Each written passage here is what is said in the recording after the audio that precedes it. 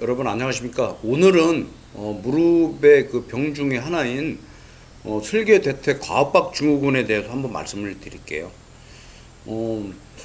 슬개대퇴 과압박 증후군이라는 병에 대해서는 조금 생소할 수도 있거든요. 보통 이제 저희 같이 관절을 전문으로 하는 의사가 아니라면은 아니면 제가 이제 예전에 과거에 이제 그 수련병원에서 지도 전문의를 할 때도 우리 이제 그 전공의들한테도 물어보죠.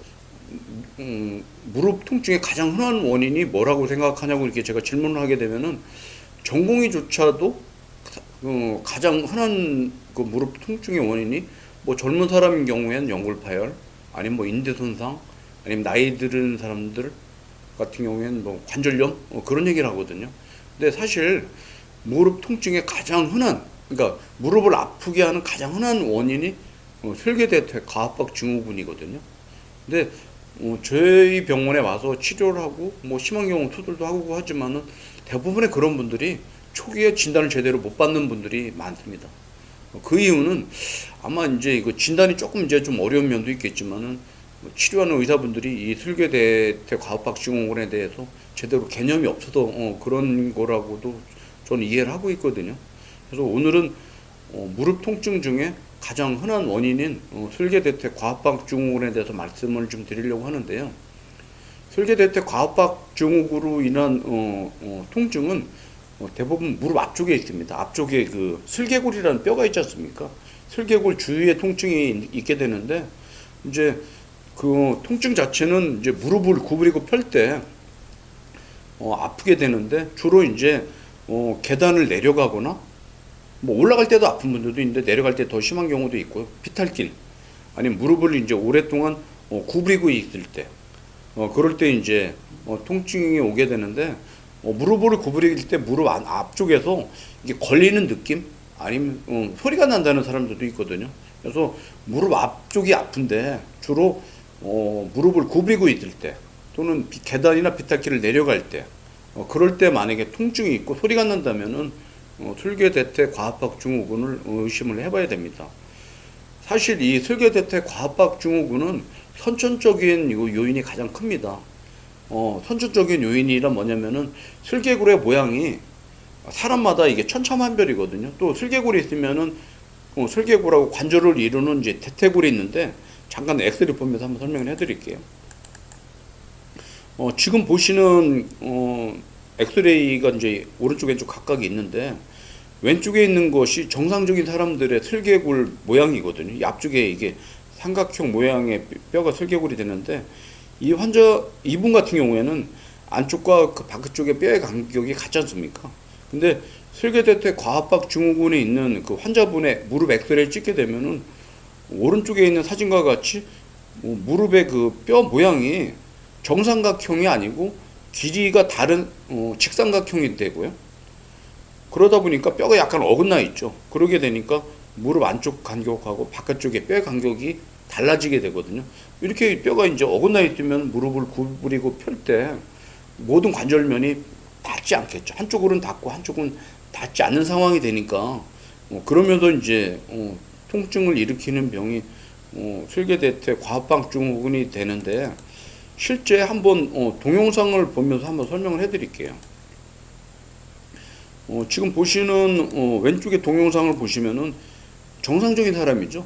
우리가 무릎을 구부리고 펼 때 관절면이 골고루 이렇게 닿아야지 부하도 덜 걸리고 무리도 덜 갈 텐데, 실제 슬개대퇴 과압박 증후군이 있는 분들의 우리가 수술을 해보면은 뼈가 어긋나 있으니까 이게 닿는 부위가 있으면 닿지 않는 부위가 있거든요. 이렇게 되면 당연히 부정정렬이 있게 되니까 골고루 이제 그 힘을 받는 게 아니고 국소적인 부위에만 계속 무리가 가니까 그쪽에 손상이 오면서 통증을 일으키게 되는 그런 상황이 될 수 있을 것 같아요. 그러면은 슬개대퇴 과압박 증후군의 그 진행하는 과정을 잠깐 설명을 드리겠습니다. 영상을 이제 좀 몇 개 보여드릴 건데요. 처음에 이제 그 통증을 느낄 때는 언제냐면은 지금 동영상에서 보시는 바와 같이 연골이 말랑말랑해지고 약해집니다. 지금 보시면 이제 우리가 수술할 때 직접 관절경 수술할 때는 우리가 사람 수술할 때 손이 들어가지 못하고 탐식자라고 해서 이런 쇠꼬챙이 같은 거 진짜 들어가는데 요 보시면은 연골이 이렇게 말랑말랑한 걸 볼 수 있지 않습니까? 이렇게 되면은 이제 통증을 느끼기 시작을 하거든요. 이것이 이제 좀 더 진행이 되면은 2단계로 이제 넘어가게 되는데 이때는 연골이 이제 금이 가기 시작을 합니다. 지금 영상에서 보고 계시죠? 이렇게 금이 가게 되면 이때부터 이제 꽤 심한 통증을 느끼게 되는데 대부분 이제 이 정도 통증을 느끼게 되면은 이제 10대 후반이나 보통 20대 초반에 이제 남자들 같은 경우 군대를 가지 않습니까? 그럼 이제 훈련 받을 때 통증이 있어서 뭐 이제 아프다는 이제 호소를 하게 되죠. 이렇게 보통 되고요. 여기서 이제 좀 더 진행이 되면은 이제 관절 연골 손상이 진행이 되는데 지금 보시면은 아까 이제 크랙이 간 것보다 더 심해져서 연골이 약간 너덜거리는 그런 상황이 되는데 이 정도 되려면은 보통 이제 20대 후반이나 30대 뭐 아니면 40대 초반까지도 될 수가 있겠는데 이때부터는 일상생활할 때 이제 통증이 좀 심하고 뭐 붓고 물이 찰 수도 있고 뭐 그러죠. 그래서 이런 경우에는 이제 환자분들이 대충 와서 문제가 있다는 걸 알고 오세요. 근데 여기서 이제 치료가 잘 안 되게 되면은 관절염으로 진행이 되는데 4단계를 보시게 되면 이때는 이제 꽤 이제 심한 연골 손상이 있게 되겠고요.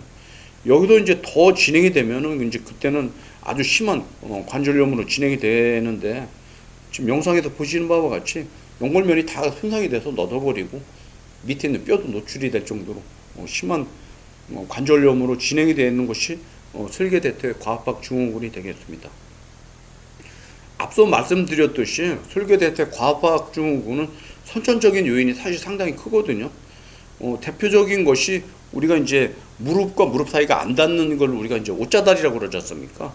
옷자다리도 생길 수가 있고 동양 사람한테는 드물지만 X다리가 있거든요. X다리는 뭐냐면 무릎은 닿는데 발목이 안 닿는 사람들도 있어요. 이런 경우에도 슬개대퇴 과압박 증후군이 흔하게 올 수가 있고요. 앞서 말씀드렸듯이 무릎을 많이 구부리고 피는 운동이나 일을 하는 경우 아니면 계단을 많이 올라내린다든지 비탈길을 많이 걸어야 되는 무슨 직업이나 운동을 하는 분들한테도 생길 수가 있는데 사실 젊을 때는 잘 발생이 안 되고 보통 남자들 같은 경우에는 한 뭐 20대 초반 아니면 30대 이제 초반 정도에 생기고 여자보다는 남자가 좀 더 일찍 발생이 되는 것 같아요. 이렇게 이제 그 엑스레이나 진찰을 통해서 우리가 이제 검사를 하게 되면은 치료를 하게 되는데 아주 심한 분들이 아니라면은 처음에는 일단은 비수술적인 치료가 진행이 되고 있고요. 지금 이제 그림에서 보시는 바와 같이 대부분 이제 이런 경우에는 무릎이 붓거나 물이 차는 경우가 비교적 흔하거든요. 그렇기 때문에 이런 염증을 치료하기 위해서 주사 치료를 하고 있고 저 같은 경우에는 이제 증식 치료를 이용해서 염증과 통증 치료를 초기에 치료를 하는데 이런 치료에도 만약에 증상이 있다면은 여러분들은 이제 알고 계시죠? 이제 체해 충격파 같은 염증, 통증 치료를 병행을 할 수가 있는데 이렇게 해서 이제 염증과 통증이 이제 해결이 된다면은 그 다음부터는 이제 운동 치료를 병행을 하게 되겠습니다. 운동 치료를 이제 하는 이유는 뭐냐면은 슬개골에 정렬이 좀 안 맞는다고 말씀을 드렸잖아요. 그래서 굳어 있는 관절을 좀 풀 수 있게 지금 영상에서 보시는 바와 같이 슬개골을 부드럽게 이제 움직이게 할 수 있는 슬개골 운동을 영상과 같이 할 수가 있고요.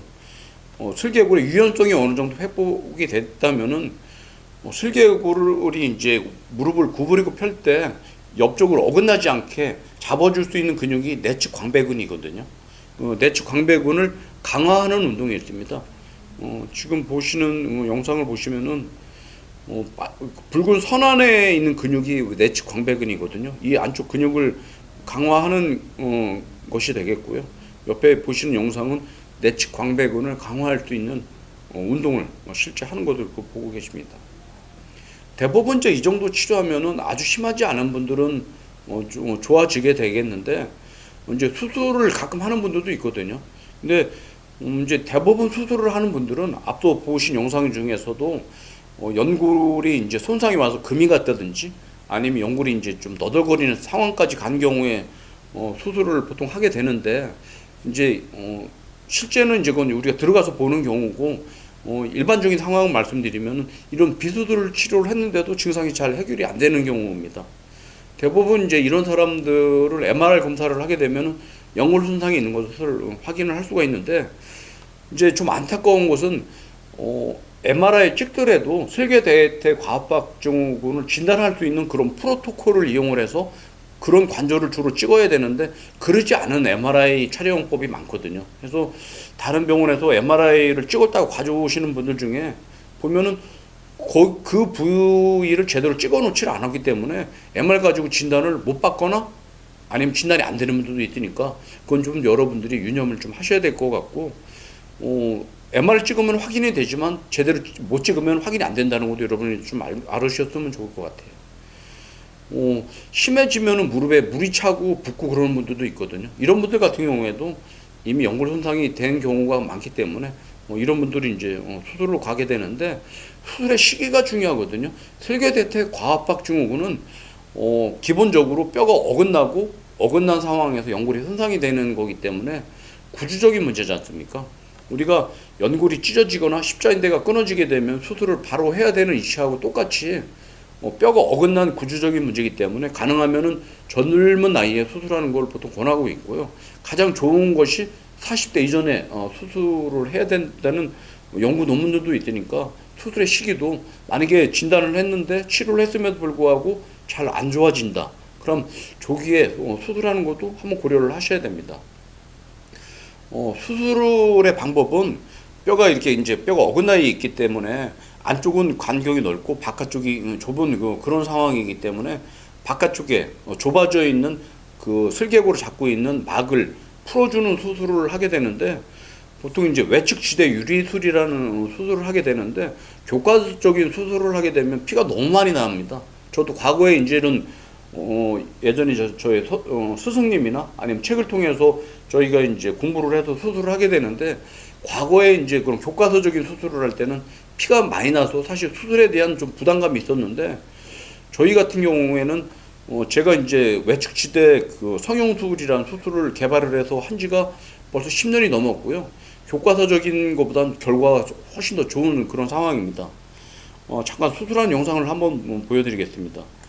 지금 수술한 영상을 보시면은 저희가 하는 수술은 슬개골에 바짝 붙어서 외측 슬개지대를 유리를 하는 그런 영상을 지금 보고 계시고, 이렇게 되면은 타이트한 관절이 일부 좀 벌어지게 되거든요. 그래서 전체 막 중에 일부분만을 유리를 해서 수술을 하고 있고요.